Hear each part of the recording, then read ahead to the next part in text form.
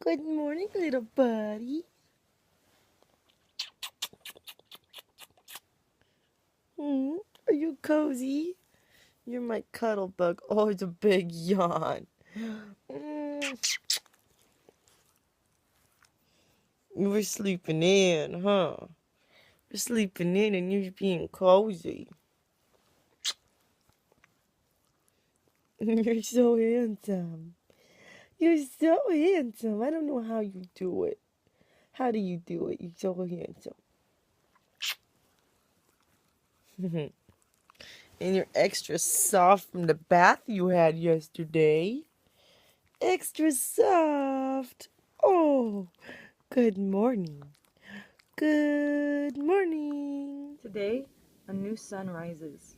For me, everything lives. Everything is animated. Everything seems to speak to me of my passion. Everything invites me to cherish it.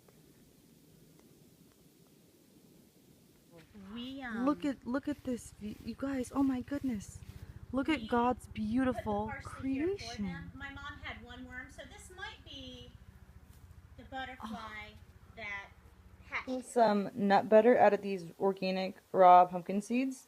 And if you guys don't know what organic is, this is what the label looks like. Right here. It's a circle, and on top it says USDA, and on the bottom it says organic. I don't know why I won't focus.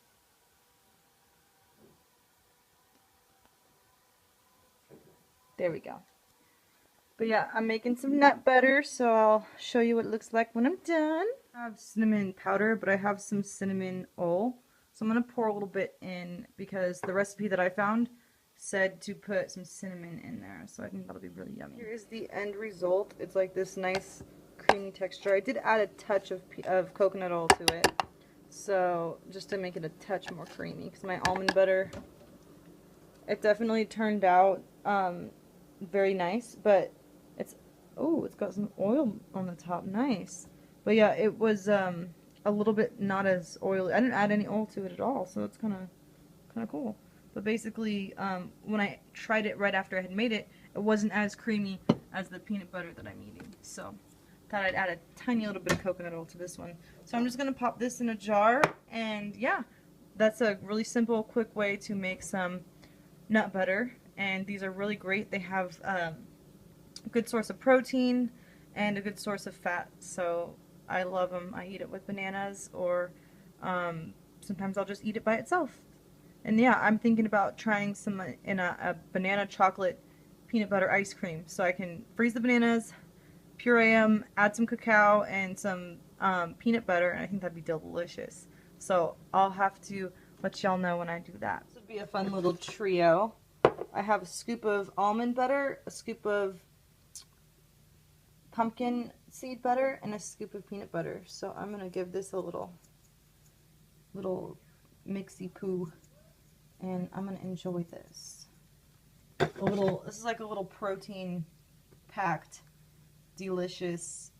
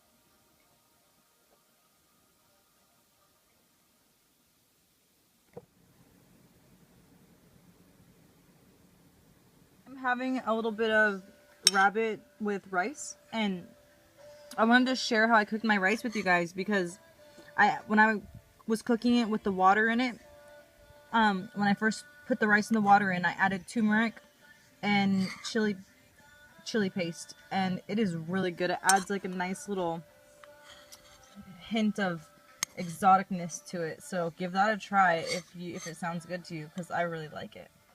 The elements of Feng Shui. This is something that I'm getting into, and I really, really love it. I'm going to be getting a compass in the near future, and this is really important because north, south, east, west, like everything is connected. So I wanted to read a little bit of this book to you guys. Why is it that some places emit a sense of well-being and peace, others a feeling of unease? How can it be explained that some families or businesses seem dogged by bad fortune and others blessed with success? A Feng Shui master would not hesitate in his reply. The forces at work in the land and in the cosmos may be in harmony at one place and in chaos at another. If the orientation of a building clashes with the contour of the land, the flow of a river, or the direction of a road, if the position of a front door or a piece of furniture blocks the flow of qi, the life-giving energy, it is usually a matter of course that misfortune will follow. Feng Shui is not a matter of luck, and is more than a system of omens. In the West, it is considered a bad omen to walk under a ladder, and there is little that can be done about it.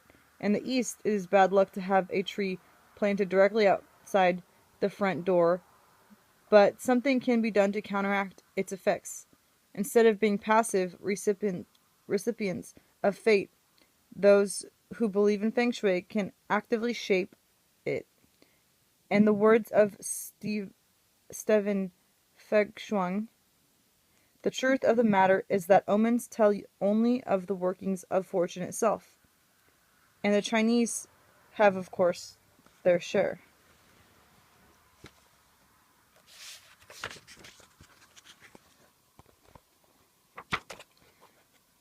of such omens too. While Feng Shui purports to be a way of manipulating luck, what is especially interesting about Feng Shui is that it is very much more like a system of beliefs, supported by expert practitioners of Feng Shui who have at their disposal a vast literature and tools of their practice. For the Chinese, Feng Shui has traditionally been a way of life. It is both an art and a science that has influenced the shape of Chinese cities, places, villages, and cemeteries. It is a force alive in the environment, and as long as we follow its flow, which is also the flow of the universe, the Tao, we can achieve the three great blessings: health, happiness, and prosperity. Furthermore, extreme steps are not usually required to achieve this harmony. A well-positioned door, tree, or aquarium filled with goldfish may be enough to improve your fortunes. Feng Shui literally means wind and water.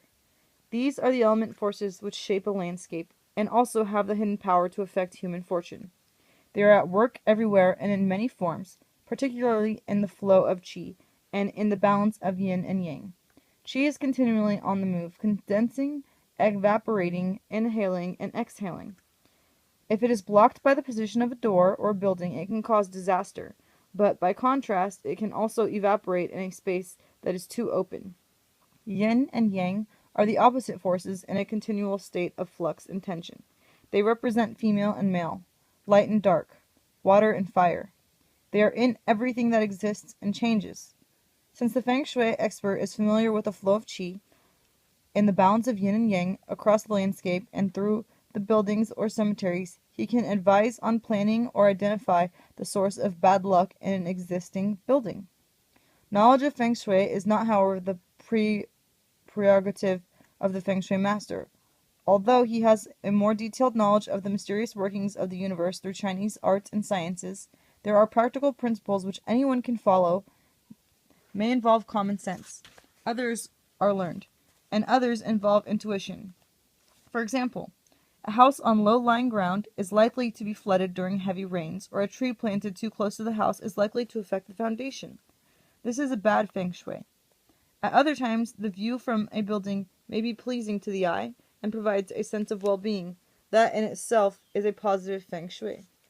Feng shui is often referred to as geomancy, most popular known in the West as earth magic. But feng shui, in fact, embraces more than Western geomancy. It is not only part of everyday life, catering for physical comforts, for mental wellness or mental well-being, and financial security, but also harnesses far greater cosmic forces, and it is believed affect the universe.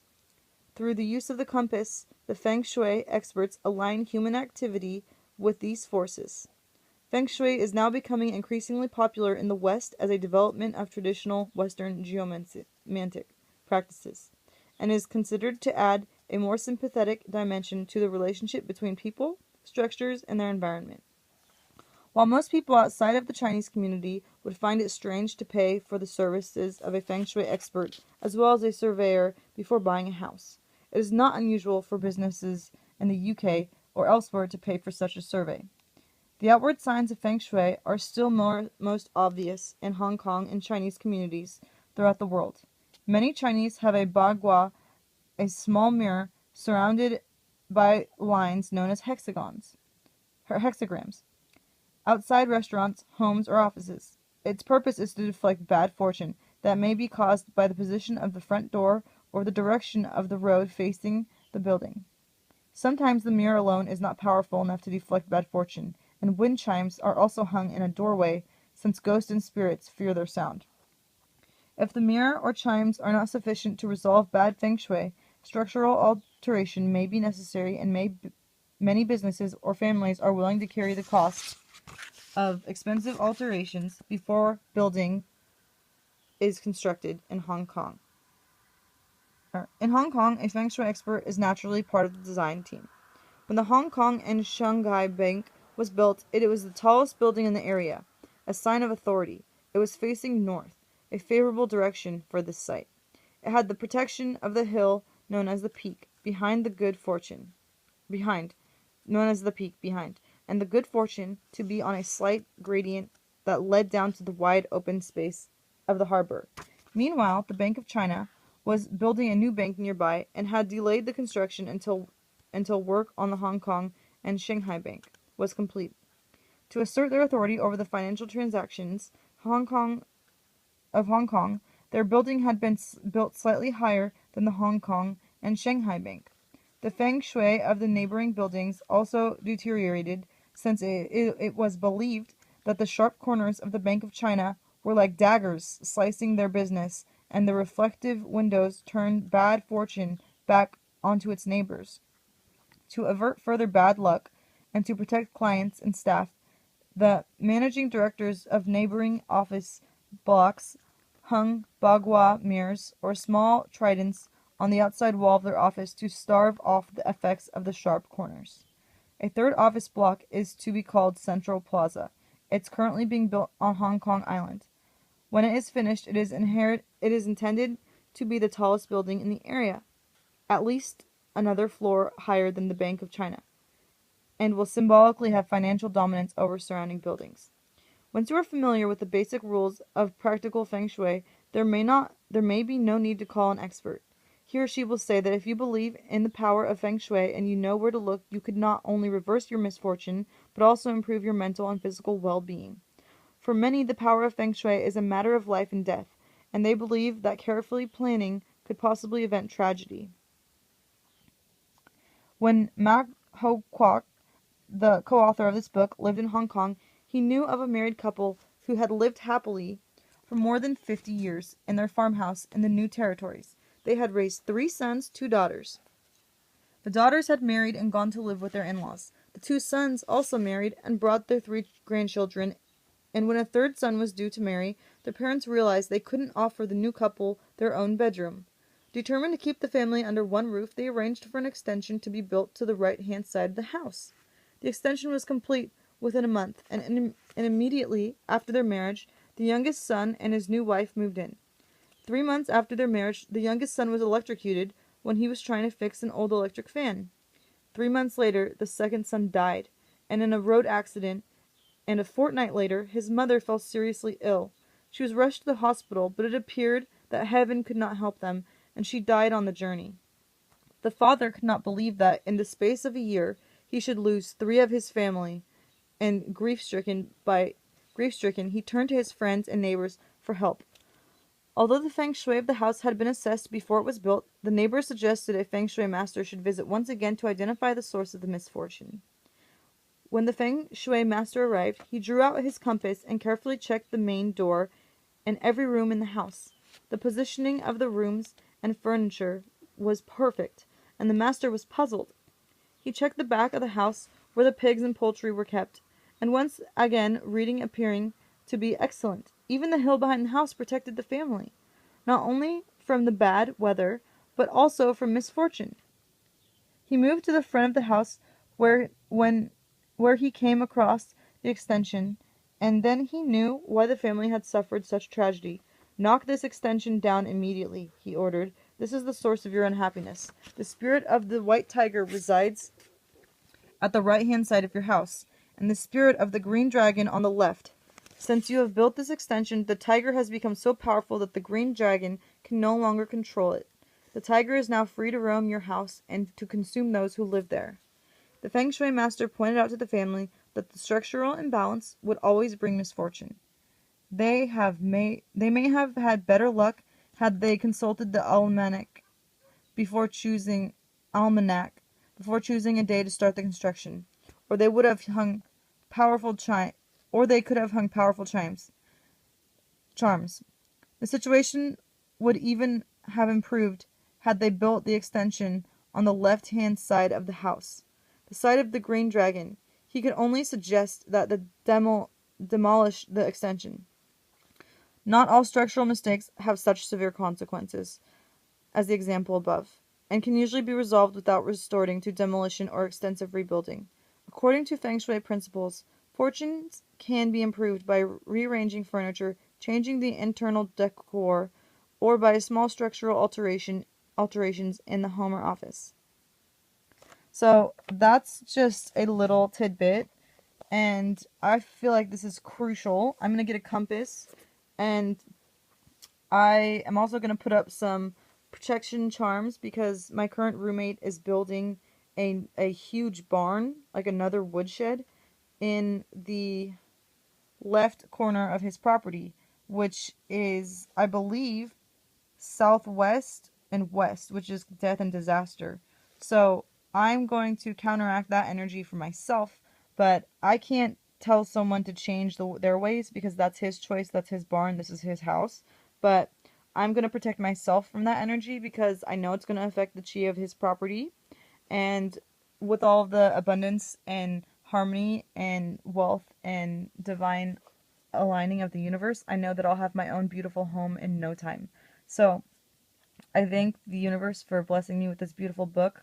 I picked this book up at a Salvation Army thrift shop for like $1 or $2.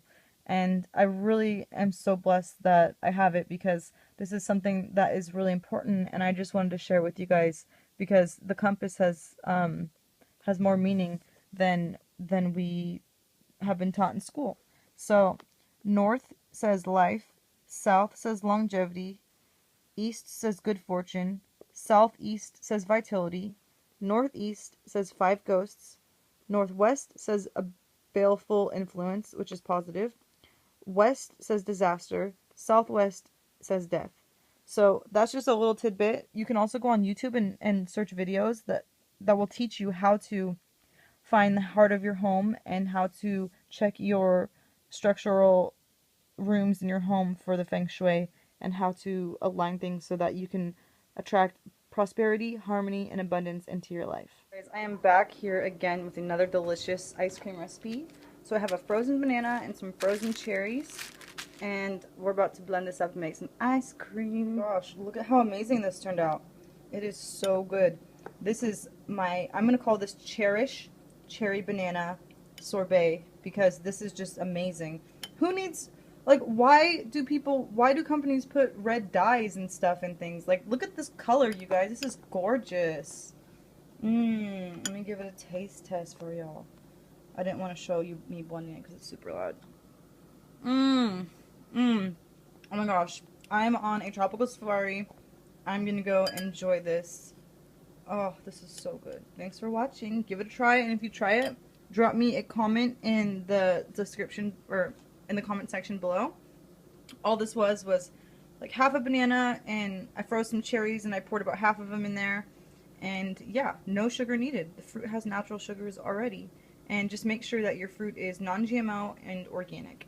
Love you. Thanks for watching. Well, the clouds just covered the sun, but I made a sundial and it was showing 7.5, which is 7:20:30, which is about what time it is right now. So really simple to do, really easy. Mine isn't like perfect, but nothing has to be perfect. So, well, maybe it's perfect in my eyes. It's imperfectly perfect. That's what it is.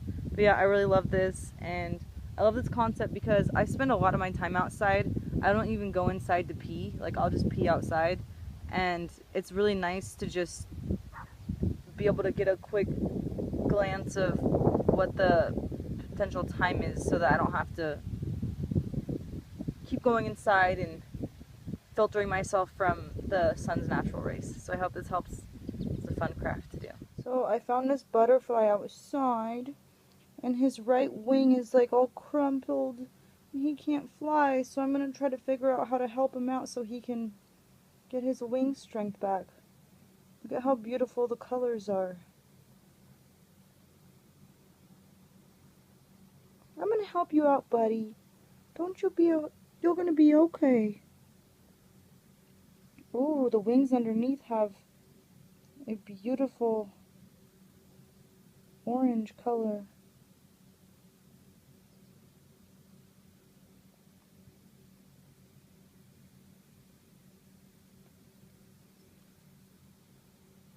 Do you guys see that? Gosh, poor thing. I want to help it. Just not quite sure exactly how. Are you okay? No, you're not okay. You're not okay.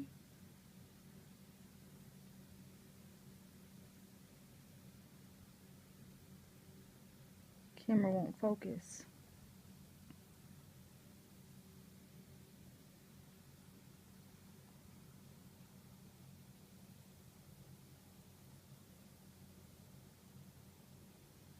Find rainbow light all around. Heal this butterfly, safe and sound. Divine rainbow light all around. Heal this butterfly, safe and sound. I tried to straighten out his wing and he was like totally reacting in pain. I feel bad for this little buddy. I'm trying to help him, you guys, but I'm not quite sure what to do. His poor little wing is crinkled, like something must have trampled him. Quite symmetrical, and in fact, if you look from the side, He can fly a little bit, but I think he just needs some recuperation time. So I'm gonna go ahead and take this butterfly to the garden in a safe place for him to hang out so he can just recover. And it's time to do my nighttime sun gazing. Ah.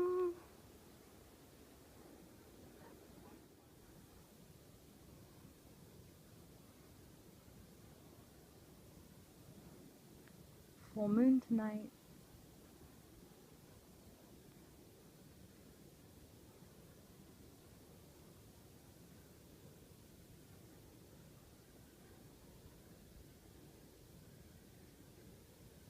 Maybe you guys will see some fireflies. I've seen a few floating around.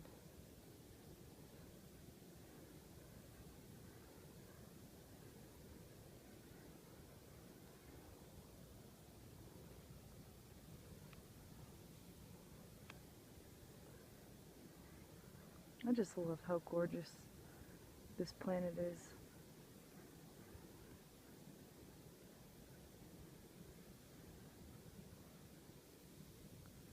I've seen a firefly over here.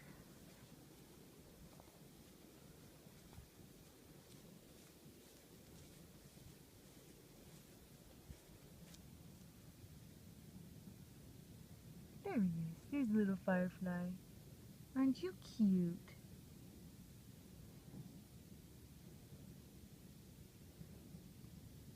How gorgeous that is, you guys.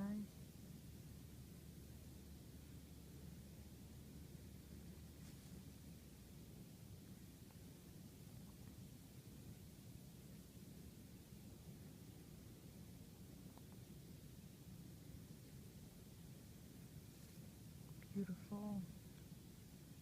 Are they mating?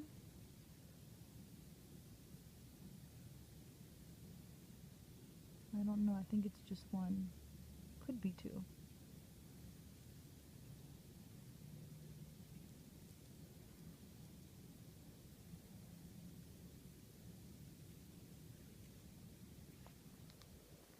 Anyway, this night sky is just beautiful. Oh, the moon's all covered up. Good night.